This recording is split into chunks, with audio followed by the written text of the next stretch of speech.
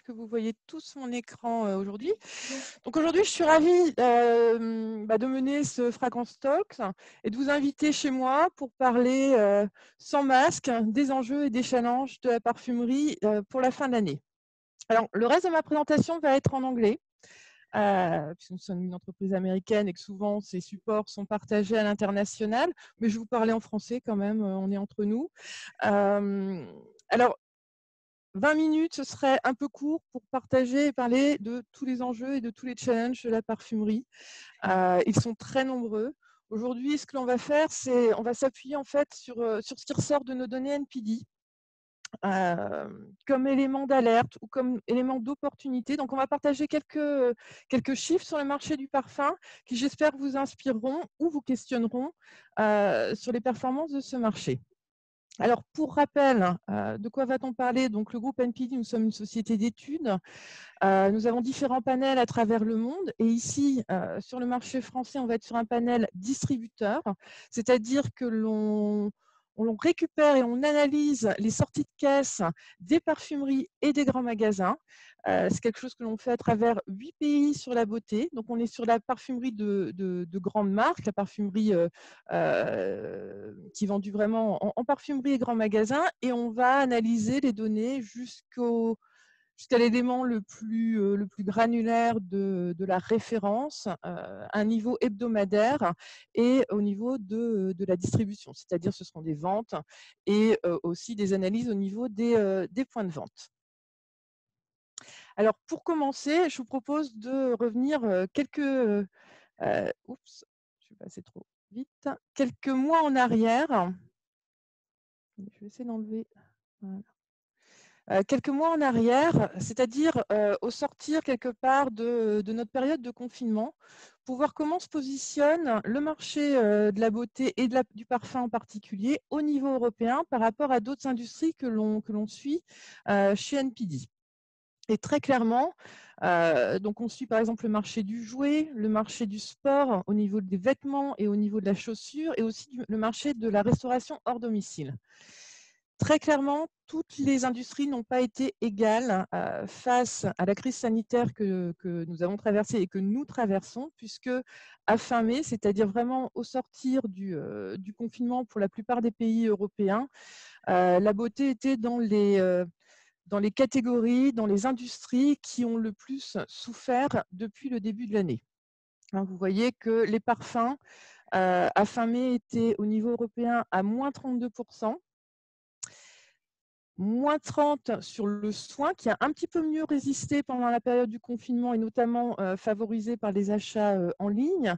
Et puis la catégorie au sein de la beauté prestige qui a le plus souffert, c'est vraiment le maquillage, pour des raisons dont vous vous doutez, le port du masque, la généralisation du travail à domicile, et puis une industrie qui avait déjà des débuts de difficultés avant même le début de la crise sanitaire. En comparaison, on suit d'autres industries qui ont bien mieux résisté. Vous le voyez pour le sport, alors bien sûr le recul reste important, mais c'est quasiment la moitié du recul que l'on peut constater sur les parfums. Donc que ce soit pour la chaussure ou pour l'habillement, ce sont tout de même des secteurs qui ont mieux résisté. Alors ce n'est pas le cas bien sûr de la restauration hors domicile, puisque comme pour nos magasins, tous les restaurants et les cantines étaient fermés pendant 2 mois. Et puis en parallèle, on a tout de même d'autres secteurs qui ont beaucoup mieux résisté. Donc celui du jouet. Alors bien sûr, les parents, il fallait occuper les enfants pendant cette période un petit peu compliquée où les écoles étaient fermées. Et finalement, le marché au niveau européen s'est tout de même très bien maintenu à moins 2%. Et je ne vous parle pas de toutes les industries que l'on suit aussi sur les États-Unis, où là, on a eu même des secteurs qui étaient vraiment en croissance, comme par exemple l'électronique, qui a nettement bénéficié de la période, ou aussi tout ce qui est petit appareil électroménager, puisque les consommateurs se sont retrouvés à devoir refaire la cuisine chez eux, enfin davantage que d'habitude. Donc on est dans une situation qui est tout de même difficile pour notre marché, pour les parfums, au sein de la beauté. Alors aujourd'hui, quelques mois après, est-ce qu'on a récupéré, est-ce qu'on a retrouvé la croissance? Est-ce qu'on a pu compenser finalement ce recul énorme du début de l'année? Eh bien, très clairement non. puisqu'au niveau européen, sur le marché du parfum, on est toujours à moins 23%. Donc, on a récupéré 9 points de croissance tout de même par rapport à fin mai, donc de mai à août. Mais ceci dit, c'est loin de, là aussi, d'avoir le même retour à la croissance que sur d'autres industries que l'on suit, puisque sur le jouet, par exemple, il y a eu un énorme rebond au sortir du confinement. Le marché a quasiment récupéré 80% de ses pertes lors du confinement sur la France. Le sport aussi, enfin non, pas autant, mais au moins s'est retrouvé en croissance. Et ce n'est pas le cas sur nos marchés européens. On récupère beaucoup plus doucement, progressivement sur le marché des parfums. Ceci dit, au sein de cette Europe, la France est tout de même pas trop mal orientée et résiste mieux que nombre d'autres pays européens. Pourquoi? Parce que, on va en parler, on a eu tout de même des fêtes parentales beaucoup plus tardives que sur d'autres pays. Et puis un retour du parfum qui est tout de même un parfum qui revient en force par rapport aux autres catégories. C'est aujourd'hui la catégorie qui est en train de retrouver plus rapidement le chemin de la croissance par rapport aux soins ou par rapport au maquillage. Et je veux juste vous parler aussi du marché de l'Allemagne que vous voyez ici et qui a nettement mieux résisté que les autres pays européens. Pourquoi? Alors pour plusieurs raisons. Tout simplement parce que le confinement a été déjà moins long, moins strict, et puis parce que beaucoup de magasins, il y a aussi une structure retail qui est différente de celle des autres marchés, et notamment les drugstores étaient considérés comme des magasins essentiels, donc il y a eu une partie tout de même des produits de parfum prestige qui ont pu continuer à se vendre, même si c'était limité pendant la période de confinement. Ceci dit, au global, quand on dit moins 22%, alors qu'est-ce que ça représente? Eh bien, aujourd'hui, à fin août, on est sur un marché du parfum sur la France qui représente à peu près 800 millions d'euros. Donc, ça veut dire qu'on a tout de même perdu 223 millions d'euros par rapport à l'année dernière à la même période. Et ça pose des enjeux majeurs, effectivement, d'ici la fin de l'année. Ceci dit, on a tout de même des signes très positifs et notamment un retour progressif aux achats, un retour en magasin et un retour aux achats sur nos parfums. Et notamment, cela a été très soutenu par les fêtes parentales, je vous le disais, qui ont été un petit peu plus tardives que dans d'autres pays. Donc, on a eu la fête des mères fin mai, donc juste après le déconfinement, où on était encore sur la campagne des 2 semaines sur les parfums féminins à moins 13%. Et bon, un gros changement par rapport évidemment à la période précédente. Donc les tendances commençaient à s'améliorer. Elles continuent de s'améliorer et on a eu une fête des pères tout à fait raisonnable, entre guillemets, seulement moins 2% sur la campagne de la fête des pères. Donc vous voyez la progression et finalement la reprise de confiance des consommateurs et cette envie de revenir au parfum. Et puis, au mois d'août, alors là, on était sur une période de solde, donc d'autres motivations d'achat. On a même un marché du parfum qui est stable par rapport au mois d'août l'année dernière. Donc, il y a vraiment deux aspects qui ont quelque part aidé le parfum à récupérer un peu plus vite que d'autres catégories. C'est vraiment cet aspect cadeau et cet aspect de se faire plaisir et d'offrir du parfum. Et puis cet aspect aussi, alors je sais qu'on n'aime pas forcément trop en parler sur notre beau marché, mais l'aspect promotionnel qui a aussi joué sur finalement une partie de la récupération. Un autre élément qui est majeur et qui va être vraiment important de prendre en compte sur l'évolution du marché à venir, c'est le e-commerce et les achats en ligne aujourd'hui des consommateurs. Alors, on a interrogé les consommateurs au sortir du confinement sur finalement comment ils envisageaient l'évolution de leur mode d'achat à l'avenir après le confinement, et notamment sur leurs achats en ligne. Et ce qu'ils nous ont répondu sur la France, c'est que finalement, 25% d'entre eux estimaient qu'ils allaient acheter davantage en ligne qu'auparavant. Donc, on a un net différentiel de plus 12% entre ceux qui ont déclaré envisager d'acheter davantage sur Internet par rapport à ceux qui envisageaient d'acheter moins et de revenir plutôt en magasin. Et puis, on a aussi 23% qui ne savaient pas ce qu'ils allaient réellement faire. Et ça, ces indécis, finalement, de quel côté se sont-ils passés?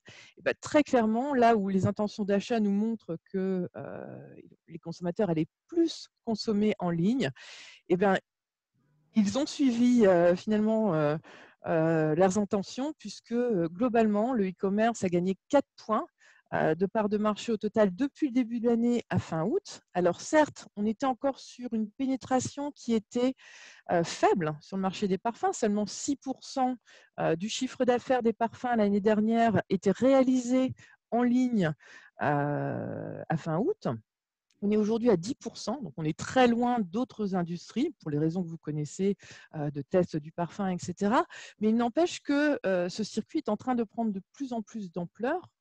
Et ce n'est pas uniquement un effet du confinement, puisque l'accélération, elle continue. C'est-à-dire que quand on regarde l'évolution des ventes en ligne entre avant le confinement, donc du début de l'année jusqu'au 16 mars, on était sur une croissance à plus de 23% des ventes en ligne. Donc on était déjà de toute façon sur un marché dynamique qui a beaucoup de potentiel de croissance.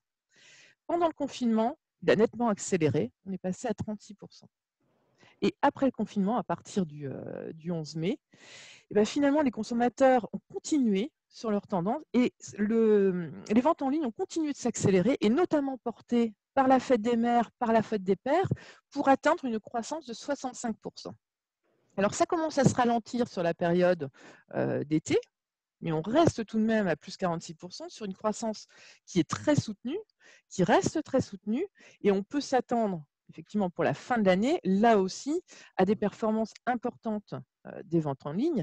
Donc avec tout ce que cela intègre comme challenge et comme opportunité pour le marché, avec pour les marques et pour les enseignes, eh bien, cette obligation quelque part d'avoir un sans faute sur le parcours en ligne des consommateurs et sur leur, consommation, sur leur parcours d'achat. Et, et il est certain que les marques et les enseignes qui ont une avance sur le terrain du e-commerce ont beaucoup plus d'opportunités d'ici la fin de l'année que les autres. Alors, tout cela, c'est porté par un changement de consommation. C'est aussi très porté par les enseignes qui ont mis en place, pour assurer les consommateurs aussi, tout ce qu'il fallait pour aider ces achats en ligne. Que ce soit du personal shopping où vous allez être assisté en ligne sur Internet, donc avoir un conseiller qui répond directement à vos questions comme si vous étiez en magasin, comme l'a proposé les Galeries Lafayette. Le Drive qui s'est développé aussi sur nombre d'enseignes. On peut avoir du conseil par téléphone. On a toujours bien sûr la livraison à la maison, mais qui peut être extrêmement rapide. Donc tout est mis en place pour faciliter et aider les consommateurs dans leurs achats pour les rassurer au maximum s'ils ont des craintes pour retourner en magasin. Alors, au niveau de NPD, depuis que la crise a commencé, on a, sur toutes les industries, positionné au fil du temps où on en était finalement dans le cycle pré-post-crise. C'est-à-dire entre le moment où on réalise ce qui est en train de se passer, la réalité, donc qui a été pour nous effectivement le confinement, la fermeture des magasins, là où les magasins ont commencé à réouvrir et le retour à la croissance, voire le retour à une vraie croissance. On n'est pas encore revenu au back to business as usual sur le marché de la parfumerie, très clairement. On est encore sur une reprise qui est lente malgré tout. On n'a pas d'effet de rattrapage, mais progressivement, on revient à des achats de plus en plus élevés. Donc ça va être long. On n'y sera pas d'ici la fin de l'année certainement, mais cependant, il y a des éléments très importants qui sont à prendre en compte et à considérer sur les éléments de la fin de l'année, puisque là aussi, quand on demande aux consommateurs qu'est-ce qui va vous faire revenir en magasin, parce que tout n'est pas fait, tout ne sera pas fait en ligne, évidemment. Vous voyez, le poids n'est que de 10%, donc 90% des ventes au global restent réalisées en magasin.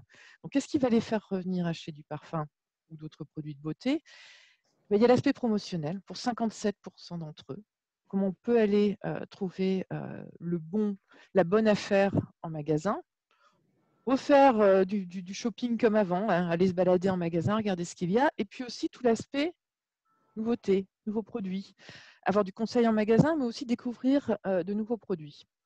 Et là, sur cet aspect-là des nouveaux produits, il y a effectivement des challenges qui se posent, Si on regarde la partie des lancements sur le marché de la beauté, donc vous savez que beaucoup de lancements ont été décalés, reportés notamment à l'année prochaine.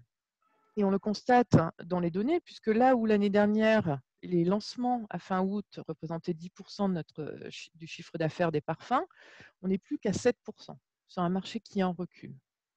Et globalement, en nombre de lancements, on a tout de même quasiment perdu 100 lancements par rapport à l'année dernière, c'est-à-dire un quart du nombre de lancements qui n'a pas été réalisé par rapport à ceux de l'année dernière. Alors, on reste sur un nombre tout de même important. Il y a quand même 300 nouvelles senteurs qui ont été lancées sur le marché de la parfumerie française depuis septembre 2019. Mais il n'empêche que par rapport au lancement de l'année passée, on est en recul de 50% du chiffre d'affaires.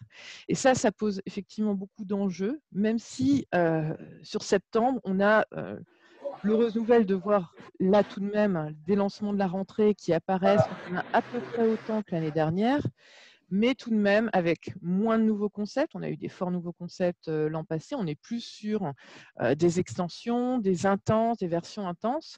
Donc toute la question aussi est de savoir si ces lancements vont permettre aux consommateurs vraiment leur donner envie de revenir en magasin pour les essayer et pour acheter. Et puis, on parle de la promotion, et ça, c'est très clairement un enjeu majeur aussi sur le niveau d'achat. Et on se pose aussi des questions sur effectivement l'anticipation des achats sur notamment les coffrets.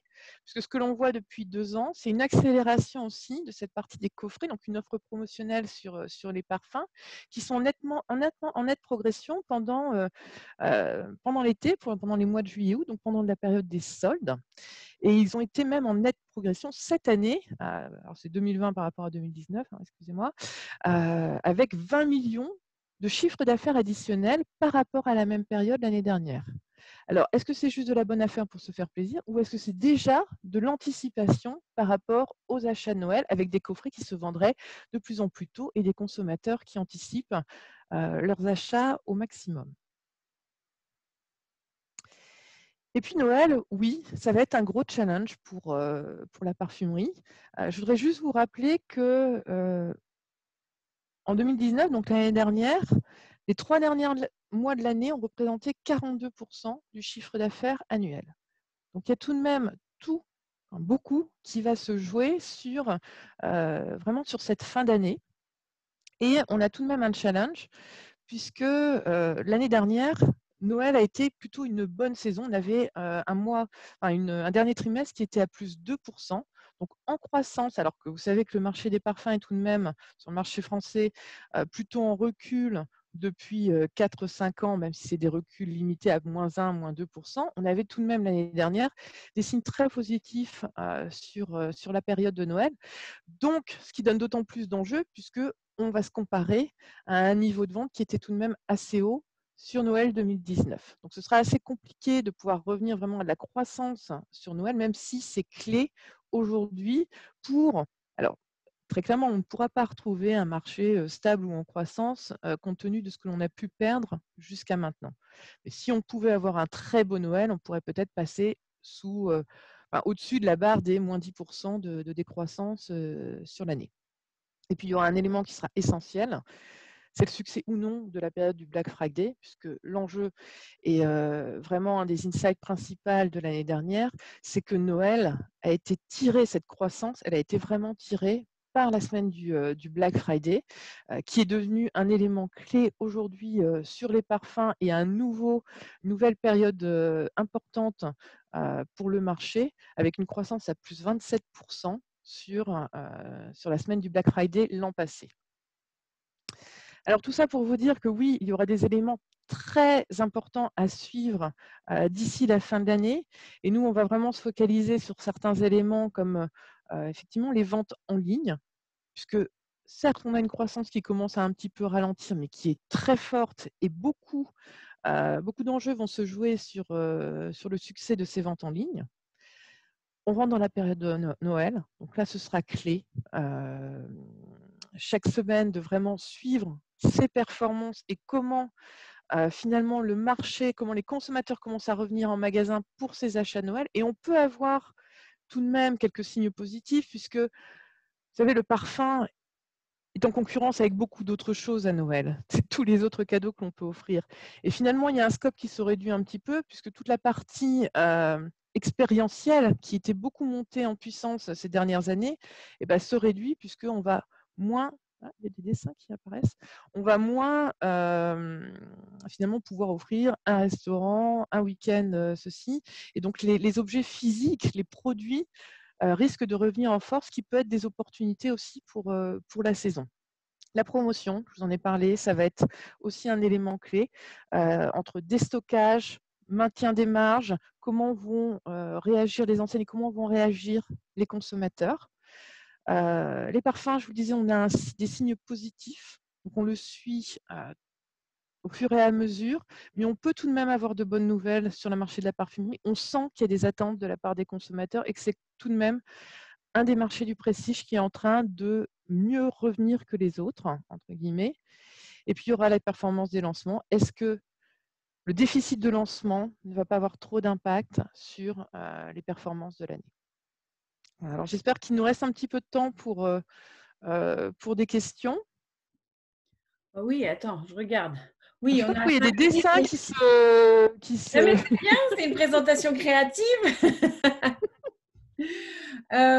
Merci de ta présentation qui était très claire. Donc, si vous avez des questions, c'est le moment de les envoyer par Messenger.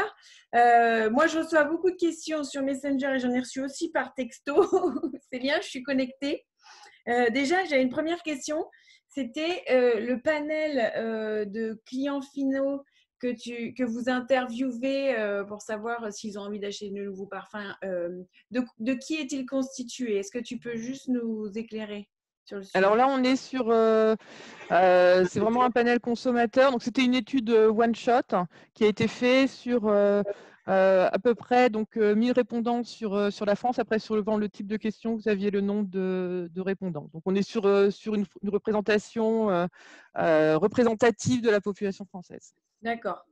C'est une étude qui a été un one-shot juste vraiment à la sortie du confinement. Donc, entre le 12 et le 14 mai.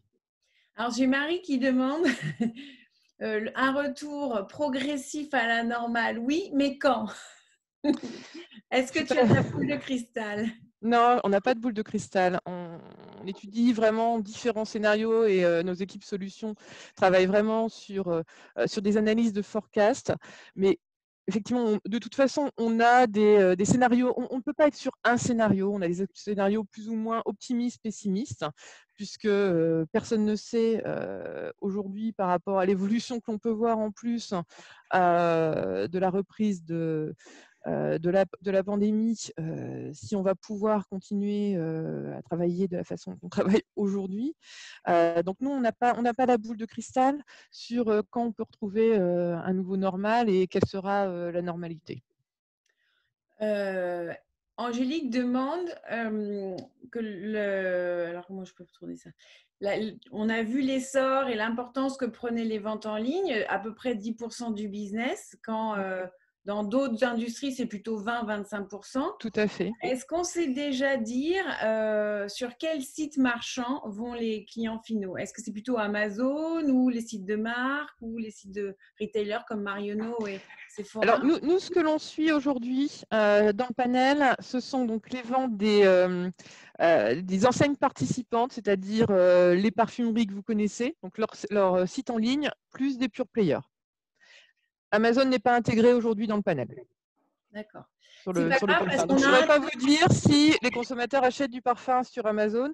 Par contre, ils achètent sur les sites des parfumeries, des grands magasins et aussi sur des pure players. quels sont Mais les dédiés, des pure players spécifiques, beauté et parfum. quelles sont les enseignes qui s'en sortent le mieux? Ah, ça, je ne pourrais pas vous répondre. Je ne peux pas donner d'informations sur les enseignes. Bon, est-ce que c'est plutôt violet ou est-ce que c'est plutôt noir? J'aime Bon, bien la question. je tente un Je ne truc. peux même pas la contourner. Non, non, alors je préfère l'annoncer. Je ne peux pas vous donner d'informations sur telle ou telle marque ou sur telle ou telle enseigne. D'accord?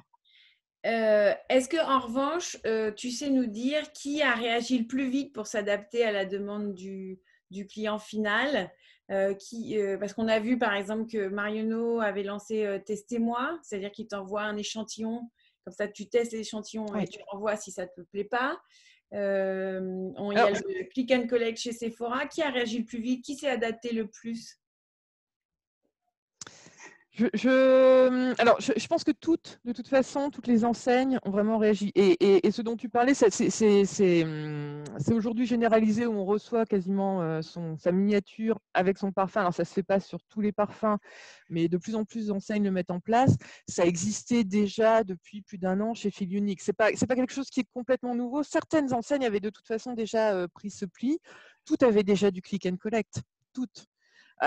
Mais déjà, pendant le confinement et juste au sortir, il y a eu vraiment une accélération et ça a été assez général. Donc, ce ne sont pas les mêmes, c'est pas forcément les mêmes aspects qui sont travaillés, mais toutes les enseignes ont proposé des alternatives et des nouveaux services pour faciliter les achats des consommateurs.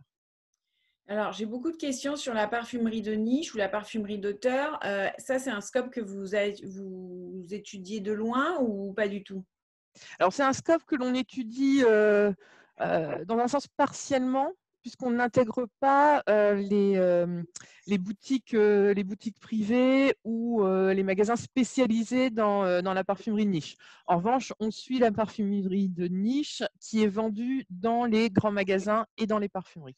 Et comment se porte ce segment-là? Est-ce que tu sais l'extraire de tes données? Est-ce que Ah tu as... oui, alors on l'extrait des données.